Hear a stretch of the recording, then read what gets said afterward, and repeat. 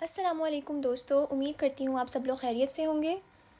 आज की वीडियो में हम केमिस्ट्री के फ़र्स्ट ईयर के गेस्ट पेपर्स पर बात करने जा रहे हैं। इस गेस्ट पेपर में सबसे ज़्यादा एक्सपेक्टेड क्वेश्चंस का जिक्र होगा जो कि आपके आने वाले एग्ज़ाम में शामिल हो सकते हैं। इस वीडियो में चैप्टर 1 टू चैप्टर 11 की शॉर्ट क्वेश्चंस और इसके अलावा एंड पे मैं आप लोगों को एक्सपेक्टेड लॉन्ग क्वेश्चंस भी बताऊँगी। इसके अलावा इस वीडियो में आप लोगों को मैं टिप्स और ट्रिक्स भी बताऊंगी जिनको फॉलो करते हुए आप लोग अपना एग्ज़ाम ज़्यादा अच्छे तरीके से सॉल्व कर सकते हैं और आपके मार्क्स गेन करने की चांसेस बढ़ सकते हैं। तो वीडियो को एंड तक देखिएगा। सबसे पहले चैप्टर 1 के इम्पोर्टेंट शॉर्ट क्वेश्चंस हैं। आप लोग देख सकते हैं कि क्वेश्चन नंबर 1 से लेके क्वेश्चन नंबर 11 तक यहाँ पर इम्पोर्टेंट शॉर्ट क्वेश्चंस मौजूद हैं। आप लोग अपने चैप्टर को अच्छे तरीके से कीजिए, लेकिन इन 11 क्वेश्चंस को ज़रूर याद में रखिए और इनको प्रैक्टिस करके जाइए। आप लोग ये वीडियो पॉज कर लीजिए और फिर इसका स्क्रीनशॉट ले लीजिए। चैप्टर 1 के बाद चैप्टर नंबर 2 के आप लोगों को क्वेश्चंस दिए गए हैं, question number 12 to question number 11। इसके बाद चैप्टर नंबर 3 के क्वेश्चंस मौजूद हैं 20, 21 यहाँ से लेके 28 तक। उसके बाद चैप्टर नंबर 4 के क्वेश्चंस मौजूद हैं क्वेश्चन नंबर 29 से लेकर क्वेश्चन नंबर 36 तक। ये बात मैं फिर से रिपीट कर दूं कि आप लोगों ने सिर्फ इन क्वेश्चंस तक महदूद नहीं रहना। ये क्वेश्चन सिर्फ और सिर्फ गेस्ट पेपर्स के क्वेश्चंस हैं। ये वो क्वेश्चंस हैं जो कि आपके एग्ज़ाम में आ सकते हैं, सो इनको अच्छे तरीके से कीजिए, क्योंकि अगर आप लोग ये क्वेश्चंस कर लेते हैं अच्छे तरीके से तो आप लोगों के मार्क्स स्कोर करने के चांसेस उतने ही ज़्यादा होंगे। इसके बाद आप लोगों के पास चैप्टर नंबर 5 के क्वेश्चंस हैं, क्वेश्चन नंबर 37 से लेके क्वेश्चन नंबर 47 तक। उसके बाद चैप्टर नंबर 6 के क्वेश्चंस हैं यहाँ पर क्वेश्चन नंबर 48 से लेकर क्वेश्चन नंबर 60 तक। इसके बाद चैप्टर नंबर 7 के क्वेश्चंस मौजूद हैं यहाँ पर question number 61 to question number 68। इसके बाद chapter number 8, similarly chapter number 9 के क्वेश्चंस आप लोगों के पास मौजूद हैं। उसके बाद चैप्टर नंबर 10 के क्वेश्चंस मौजूद हैं। चैप्टर नंबर 11 के क्वेश्चन नंबर 99 से लेकर क्वेश्चन नंबर 113 तक क्वेश्चंस आप लोगों के सामने हैं। ये सब क्वेश्चंस शॉर्ट क्वेश्चंस हैं। इस वीडियो के एंड पे मैं आप लोगों को लॉन्ग क्वेश्चंस भी बताऊंगी। तो दोस्तों, ये है हमारे इंपॉर्टेंट लॉन्ग क्वेश्चंस। आप लोग इनका स्क्रीनशॉट ले सकते हैं।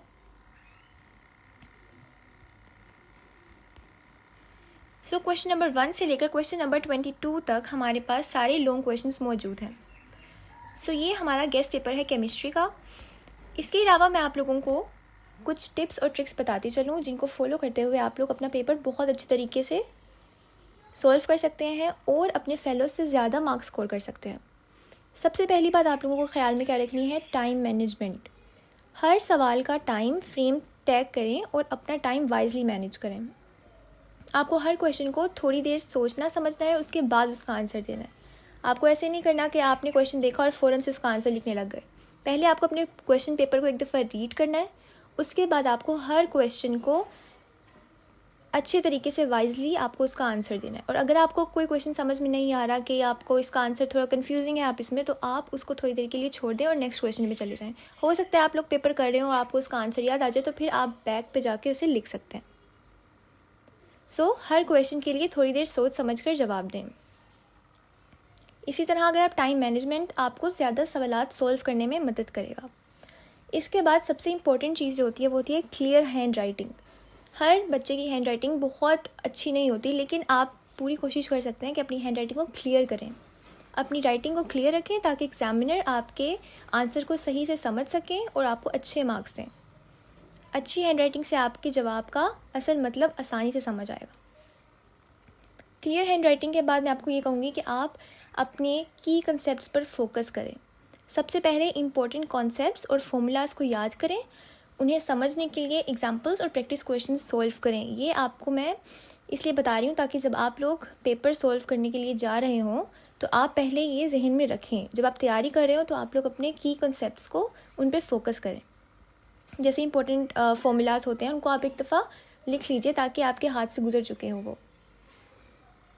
उसके बाद क्या है, आपको जब आप पेपर दे रहे हो तो आपको बिल्कुल कॉन्फिडेंट रहना है और पुरसुकून रहना है। एग्ज़ाम के वक्त काम और कॉन्फिडेंट रहने की बहुत ज़रूरत होती है। अगर किसी बच्चे को बहुत ज़्यादा उसने तैयारी की हुई है और लेकिन वो कॉन्फिडेंट नहीं है और वो कंफ्यूज हो रहा है, तो इसका मतलब है कि उसने तैयारी की भी है लेकिन फिर भी वो अपने पेपर को ख़राब कर देगा। इसके ऑपोजिट अगर कोई ऐसा बच्चा है जिसने बहुत अच्छी प्रिपरेशन नहीं की लेकिन वो कॉन्फिडेंट है कि वो पेपर अच्छे तरीके से करेगा, तो उस बच्चे के मार्क्स आने के बहुत ज़्यादा चांसेस हैं।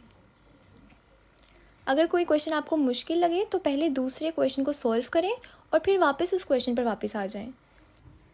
तो जी ये बात होगी कि आपने किस माइंडसेट के साथ बैठना है पेपर देने, इस माइंडसेट के साथ कि आपका पेपर बहुत अच्छा हो सके। इसके बाद मैं आप लोगों को एक ऐसी बात बताती हूँ जो कि एक सीक्रेट होता है टॉपर्स का, जो कि ये होता है कि आपको अपने पेपर की प्रेजेंटेशन किस तरह से रखनी है। जब टीचर आपका पेपर देखता है, जब एग्जामिनर चेक करने के लिए आपका पेपर खोलता है, तो सबसे पहले उसको क्या चीज़ अच्छी लगती है कि बच्चे ने पेपर किस तरह से किया है, प्रेजेंटेशन कैसी है, नीटनेस कितनी है। कुछ ऐसे हैक्स होते हैं, जैसे फॉर एग्जांपल आप क्वेश्चन सॉल्व कर रहे हो, फॉर एग्जांपल फर्स्ट क्वेश्चन आपसे पूछा गया है कि आप किसी चीज़ को एक्सप्लेन करो, तो आपने उस आंसर के अंदर जो इम्पोर्टेंट वर्ड्स होंगे उसको मार्कर के साथ लिखना है। इससे क्या होगा कि जब एग्जामिनर आपका पेपर चेक कर रहा होगा तो वो देखेगा कि भाई ये इंपॉर्टेंट चीज़ें हैं जो बच्चे ने लिखी हुई हैं, तो उसको ज़रूरत नहीं पेश आएगी कि वो पूरा आपका क्वेश्चन, आपका पूरा आंसर रीड करे, तो वो आपको मार्क्स पूरे दे देगा। तो इसमें बहुत ज़्यादा चांसेस है मार्क्स गेन करने के। इसके अलावा जब आप लॉन्ग क्वेश्चन सॉल्व कर रहे हैं, फॉर एग्जांपल आप कोई भी लॉन्ग क्वेश्चन इसमें से देख लीजिए, तो आपने मेक श्योर करना है कि एक क्वेश्चन जब आपने ख़त्म किया है तो उसकी नेक्स्ट शीट पर जाएं। बहुत बेहतर होता है कि आप उसे नेक्स्ट शीट से नेक्स्ट क्वेश्चन को स्टार्ट करें और जो आपने लास्ट क्वेश्चन किया है उसके नीचे एक लाइन लगा दीजिए। और यही सेम चीज़ शॉर्ट क्वेश्चंस के लिए भी है और लॉन्ग क्वेश्चंस के लिए भी। अगर आप शॉर्ट क्वेश्चन कर रहे हैं, एक क्वेश्चन ख़त्म करने के बाद छोटी सी मार्कर से लाइन लगा दीजिए और फिर नेक्स्ट एक लाइन छोड़ के अगली लाइन से सेकंड क्वेश्चन शुरू कर दीजिए। लेकिन अगर आप लॉन्ग क्वेश्चन सॉल्व कर रहे हैं तो उसके लिए ज़रूरी है कि आप हर लॉन्ग क्वेश्चन अगली शीट से स्टार्ट करें, नेक्स्ट पेज से स्टार्ट करें। इससे नीटनेस में इजाफा होता है। और अगर आप लॉन्ग क्वेश्चंस में हेडिंग्स दें तो आपके मार्क्स गेन करने के चांसेस उतने ज़्यादा हो जाते हैं। सिमिलरली जो इंपॉर्टेंट पॉइंट्स हैं उनको मार्कर से आपने हाईलाइट करना है, लेकिन आपने ऐसे नहीं करना कि पहले पेन से लिख लिया है उसके ऊपर मार्कर से आप लिख रहे हो। उससे क्या होगा कि आपकी नीटनेस कम हो जाएगी और वो ज़्यादा रफ लगेगा। इसके अलावा एक इम्पॉर्टेंट चीज़ क्या है कि जब आप डायग्राम्स बना रहे हो, अगर आप फ्लो शीट बना देते हो, आपने कोई चीज़ एक्सप्लेन करनी है और आप उसको एक फ़्लो शीट की फॉर्म में बना देते हो, तो ट्रस्ट में आप लोगों के मार्क्स बहुत ज़्यादा चांसेस होते हैं ज़्यादा मार्क्स लेने के। इसके अलावा आप लोग डायग्राम्स बना रहे हो, पेन से डायग्राम्स बनाएं और उसकी लेबलिंग मार्कर से करें और नीचे उसका एक लेबल दे दीजिए कि आपने क्या चीज़ बनाया है। इससे नीटनेस बहुत ज़्यादा होती है और इसके अलावा आपकी प्रेजेंटेशन बहुत अच्छी हो जाती है। आप देखें जब आपके घर कोई मेहमान आते हैं और आप खाना जब सजाते हैं तो आप लोग क्या चीज़ ज़्यादा किस चीज़ पे फोकस करते हैं कि उसकी प्रेजेंटेशन अच्छी हो। सो सिमिलरली जब एग्जामिनर आपका पेपर खोलता है उसको एक वाइब अच्छी आती है कि भाई इस बच्चे ने पेपर बहुत अच्छे से प्रेजेंट किया हुआ है, तो उम्मीद है कि इसका पेपर अंदर लिखा हुआ भी अच्छा होगा।